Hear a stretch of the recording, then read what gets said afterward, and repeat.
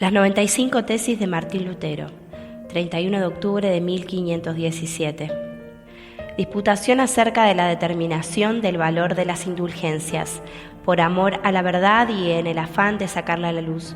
Se discutirán en Wittenberg las siguientes proposiciones bajo la presidencia de Martín Lutero, maestro en artes y en Sagrada Escritura y profesor ordinario de esta última disciplina en esta localidad.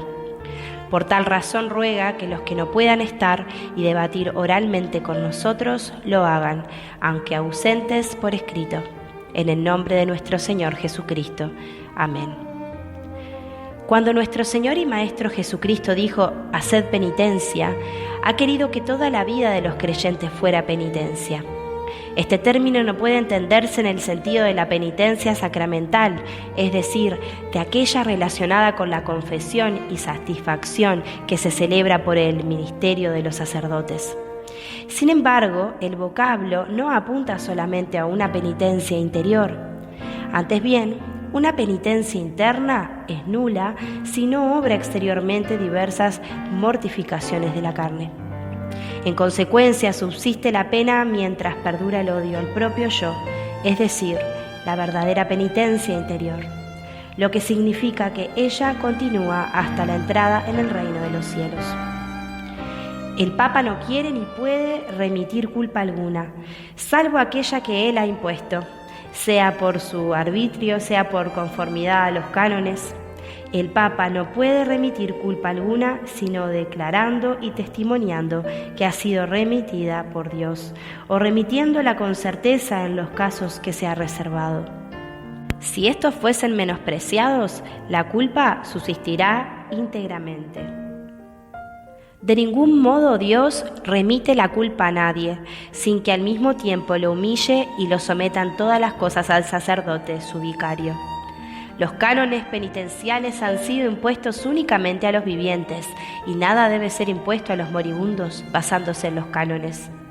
Por eso el Espíritu Santo nos beneficia en la persona del Papa, quien en sus decretos siempre hace una excepción en caso de muerte y de necesidad. Mal y torpemente proceden los sacerdotes que reservan a los moribundos penas canónicas en el purgatorio. Esta cizaña, cual de transformar la pena canónica en pena para el purgatorio, parece por cierto haber sido sembrada mientras los obispos dormían. Antiguamente, las penas canónicas no se imponían después, sino antes de la absolución, como prueba de la verdadera contrición. Los moribundos son absueltos de todas sus culpas a causa de la muerte y ya son muertos para las leyes canónicas, quedando de derecho exentos de ellas. Una pureza o caridad imperfecta trae consigo para el moribundo necesariamente gran miedo, el cual es tanto mayor cuanto menor sean aquellas. Este temor y horror son suficientes por sí solo, por no hablar de otras cosas, para constituir la pena del purgatorio, puesto que están muy cerca del horror de la desesperación. Al parecer, el infierno, el purgatorio y el cielo difieren entre sí como la desesperación, la cuasi desesperación y la seguridad de la salvación. Parece necesario para las almas del purgatorio que a medida que disminuya el horror, aumente la caridad. Y no parece probado, sea por la razón o por las escrituras, que estas almas estén excluidas del estado de mérito o del crecimiento en la caridad. Y tampoco parece probado que las almas en el purgatorio, al menos en su totalidad, tengan plena certeza de su bienaventuranza, ni aun en el caso de que nosotros podamos estar completamente seguros de ello. Por tanto, cuando el Papa habla de remisión plenaria de todas las penas, significa simplemente el perdón de todas ellas, sino solamente el de aquellas que él mismo impuso. En consecuencia, yerran aquellos predicadores de indulgencias que afirman que el hombre es absuelto a la vez que es salvo de toda pena a causa de las indulgencias del Papa. De modo que el Papa no remite pena alguna a las almas del purgatorio, que según los cánones ellas debían haber pagado en esta vida. Si a alguien se le puede conceder en todo sentido una remisión de todas las penas, es seguro que ello solamente puede otorgarse a los más perfectos, es decir, muy pocos. Por esta razón, la mayor parte de la gente es necesariamente engañada por esta indiscriminada y jactanciosa promesa de la liberación de las penas. El poder que el Papa tiene universalmente sobre el purgatorio, cualquier obispo o cura lo posee en particular sobre su diócesis o parroquia. Muy bien procede el Papa al dar la remisión de las almas del purgatorio, no en virtud del poder de las llaves, que no posee, sino por la vía de la intercesión. Mera doctrina humana predican aquellos que aseveran que tan pronto suena la moneda que se echa en la caja, el alma sale volando. Cierto es que cuando al titinear la moneda que cae en la caja, el lucro y la avaricia pueden ir en aumento, mas la intercesión de la Iglesia depende solo de la voluntad de Dios. ¿Quién sabe acaso si todas las almas del purgatorio desean ser redimidas? Hay que recordar lo que según la leyenda aconteció con San Severino y San Pascual.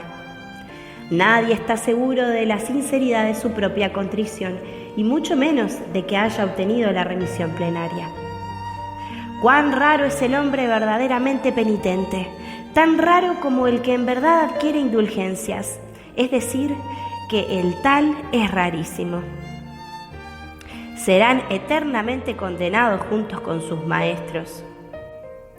Serán eternamente condenados junto con sus maestros aquellos que crean estar seguros de su salvación mediante una carta de indulgencias. Hemos de cuidarnos mucho de aquellos que afirman que las indulgencias del Papa son el inestimable reconciliado con Dios, pues aquellas gracias de perdón solo se refieren a las penas de la satisfacción sacramental, las cuales han sido establecidas por los hombres. Predican una doctrina anticristiana aquellos que enseñan que no es necesaria la contrición para los que se rescatan, para las almas o para el que confesiona. Cualquier cristiano verdaderamente arrepentido tiene derecho a la remisión plenaria de pena y culpa, aún sin una carta de indulgencias. Cualquier cristiano verdadero, sea que esté vivo o muerto, tiene participación en todos los bienes de Cristo y de la Iglesia, y esta participación le ha sido concedida por Dios, aún sin carta de indulgencia. No obstante, la remisión y la participación otorgadas por el Papa no han de menospreciarse en manera alguna, porque, como ya he dicho, constituyen un anuncio de la remisión divina. Es dificilísimo, hasta para los teólogos más brillantes, ensalzar al mismo tiempo ante el pueblo la prodigalidad de las indulgencias y la verdad de la contrición. La verdadera contrición busca y ama a las penas, pero la profusión de las indulgencias relaja y hace que las penas sean odiadas, por lo menos da ocasión para eso. Las indulgencias apostólicas deben predicarse con cautela para que el pueblo no crea equivocadamente que deban ser preferidas a las demás buenas obras de caridad. Debe enseñarse a los cristianos que no es la intención del Papa, en manera alguna, que la compra de indulgencias se compare con las obras de misericordia. Hay que instruir a los cristianos que aquel que socorre al pobre o ayuda al indigente realiza una obra mayor que si comprase indulgencias, porque la caridad crece por la obra de caridad y el hombre llega a ser mejor. En cambio, no lo es por las indulgencias, sino a lo más liberado de la pena. Debe enseñarse a los cristianos que el que ve a un indigente y sin prestarle atención da su dinero para comprar una indulgencia, lo que obtiene en verdad no son las indulgencias papales, sino la indignación de Dios. Debe enseñarse a los cristianos que si no son colmados de bienes superfluos, están obligados a retener lo necesario para su casa y de ningún modo derrocharlo en indulgencias. Debe enseñarse a los cristianos que la compra de indulgencias queda librada a la propia voluntad y que no constituye una obligación. Se debe enseñar a los cristianos que al otorgar indulgencias el Papa tanto más necesita cuanto desea una oración ferviente por su persona antes que dinero en efectivo. Hay que enseñar a los cristianos que las indulgencias papales son útiles si en ellas no ponen su confianza, pero se vuelven muy nocivas a causa de ellas si pierden el temor de Dios. Debe enseñarse a los cristianos que si el Papa conociera las exacciones de los predicadores de indulgencias, preferiría que la Basílica de San Pedro se redujese a cenizas antes que construirla con la piel, la carne y los huesos de sus ovejas. Debe enseñarse a los cristianos que el Papa estaría dispuesto, como es su deber, a dar de su peculio a muchísimos de aquellos a los cuales los pregoneros de indulgencias sacaron el dinero, aun cuando para ello tuviera que vender la Basílica de San Pedro si fuera menester.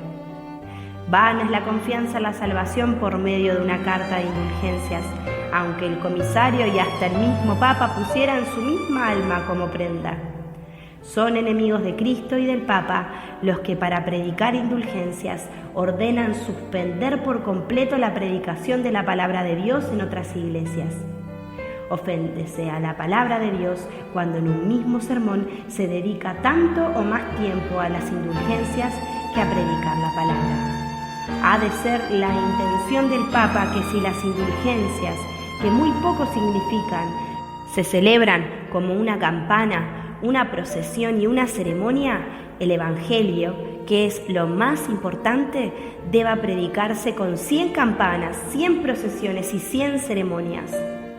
Los tesoros de la Iglesia de donde el Papa distribuye las indulgencias no son ni suficiente mencionados ni conocidos entre el pueblo de Dios, y que en todo caso no son temporales, y resulta evidente por el hecho de que muchos de los pregoneros no los derrochan, sino más bien los atesoran.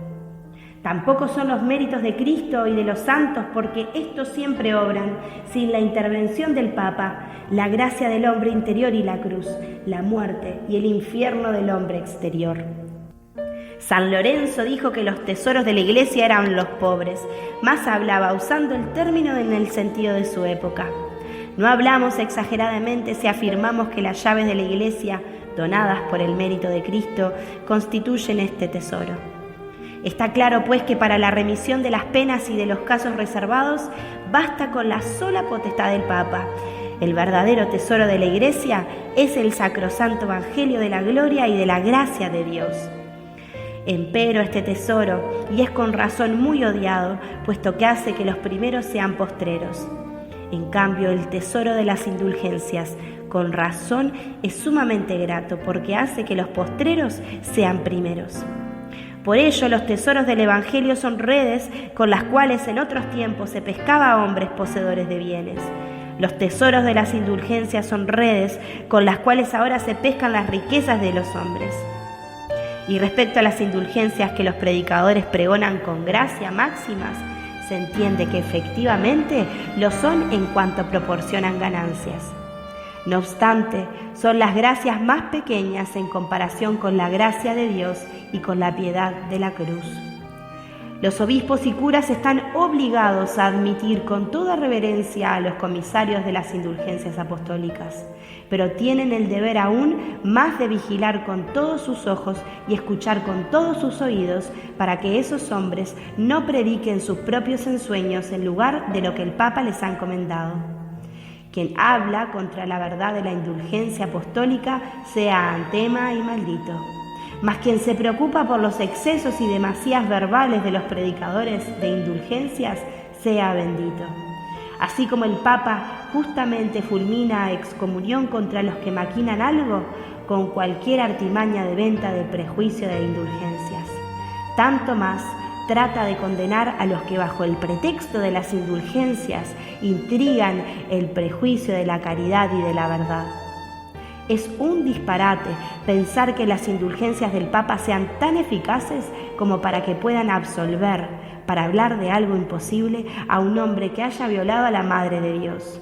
Decimos, por el contrario, que las indulgencias papales no pueden borrar el más leve de los pecados veniales en concierne a la culpa. Afirman que si San Pedro fuese un papa hoy, no podría conceder mayores gracias. Constituye una blasfemia contra San Pedro y contra el Papa. Sostenemos, por el contrario, que el actual Papa, como cualquier otro, dispone de mayores gracias, saber, el Evangelio, las virtudes espirituales, los dones de sanidad, etc. Y como dice 1 Corintios 12, es blasfemia aseverar que la cruz con las con las armas papales llamativamente erecta, equivale a la cruz de Cristo.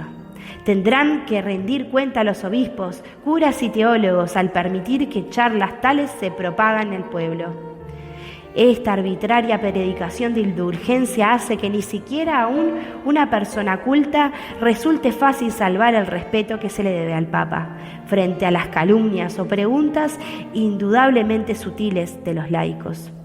Por ejemplo, ¿por qué el Papa no vacía el purgatorio a causa de la Santísima Caridad y la muy apremiante necesidad de las almas, lo cual sería la más justa de todas las razones si él redime un número infinito de almas a causa del muy miserable dinero para la construcción de una basílica, lo cual es un motivo completamente insignificante, ¿no cree? Del mismo modo, ¿por qué subsisten las misas y aniversarios por los difuntos? ¿Y por qué el Papa no devuelve o permite retirar las fundaciones instituidas en beneficio de ellos? Puesto que ya no es justo orar por los redimidos, ¿no cree? Del mismo modo, ¿qué es esa nueva piedad de Dios y del Papa, según la cual conceden al impío y al enemigo de Dios por medio de dinero redimir un alma pía y amiga de Dios, y por lo que no la redimen más bien, a causa de la necesidad, por gratuita caridad hacia esa misma alma pía y amada? Del mismo modo, ¿por qué los cánones penitenciales, que de hecho y por el desuso desde hace tiempo están abrogados y muertos como tales, se satisfacen no obstante hasta hoy por la concesión de indulgencias, como si estuviesen en plena vigencia? Del mismo modo, ¿por qué el Papa, cuya fortuna es hoy más abundante que la de los más opulentos ricos, no constituye tan solo una basílica de San Pedro de su propio dinero, y en lugar de hacerlo con el de los pobres creyentes? Del mismo modo, ¿qué es lo que remite el Papa y qué participación concede a los que por una perfecta contrición tienen ya derecho a una remisión y participación plenarias?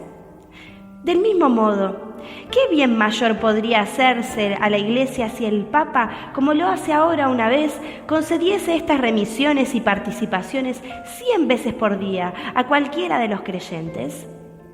Dado que el Papa, por medio de sus indulgencias, busca más la salvación de las almas que el dinero, ¿por qué suspende las cartas e indulgencias ya anteriormente concedidas si son igualmente eficaces? Reprimir estos sagaces argumentos de los laicos solo por la fuerza, sin desvirtuarlos con razones, significa exponer a la Iglesia y exponer al Papa a la burla de sus enemigos y contribuir a la desdicha de los cristianos. Por tanto, si las indulgencias se predicasen según el espíritu y la intención del Papa, todas esas objeciones se resolverían con facilidad, o más bien no existirían. Es menester exhortar a los cristianos que se enfurecen por seguir a Cristo, su cabeza, a través de penas, muertes e infierno, y a confiar en que entrarán al cielo a través de muchas tribulaciones antes que por la ilusoria seguridad de paz. Wittenberg, 31 de octubre de 1517. Oración de Lutero. Señor Dios, tú me has puesto en tarea de dirigir y pastorear a la Iglesia. Tú ves cuán inepto soy para cumplir tan grande y difícil misión. Y si yo lo hubiese intentado sin contar contigo, desde luego lo habría echado todo a perder. Por esto clamo a ti, gustoso quisiera ofrecer mi boca y disponer mi corazón para este menester. Deseo enseñar al pueblo, pero también quiero por mi parte aprender yo mismo continuamente y manejar tu palabra, habiéndola meditado con diligencia. Como instrumento tuyo, utilízame. Amado Señor, no me abandones en modo alguno, pues donde yo estuviera solo, fácilmente lo echaría todo a perder. Amén.